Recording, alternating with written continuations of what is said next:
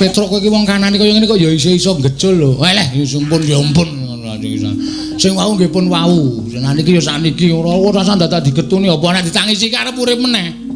Lah ya ora. Mbok ora Petruk nggih, Gong. Wis tangi kowe. Wis. Sing ngelingke sapa? Sego.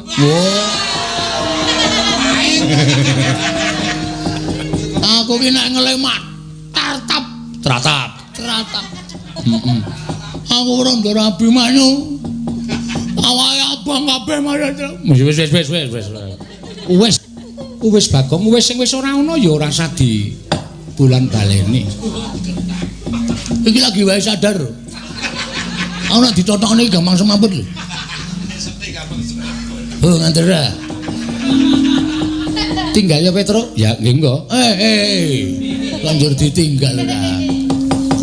Petruk kowe nyangketno ning barisan Kurawa kono. Nggih, terus wigatine bengok-bengok. Yen dina iki Arjuna ora iso mateni Jayadrata, dheweke arep mati obong. Oh nggih. Men Kurawa do ngerti? Oh nggih, nggih. Ngono ya? Nggih. Wis mangkat? Nggih. Ayo Gong, yuk. Nek dina iki Tirtanata ora mati saka Ndara Janaka arep mati obong. Aja kewalik. Ora.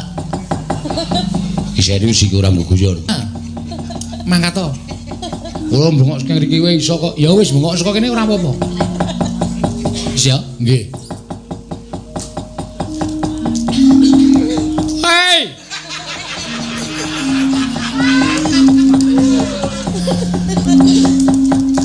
Ndara Janaka sumpah.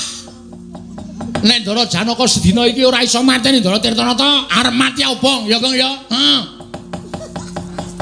Nek Ndara Janaka ora iso mateni sapa jeneng iki? Ayo. Anu Tirtanata. Ndara Tirtanata arep mati. Iya kowe. Ndara Janaka arep mati obong.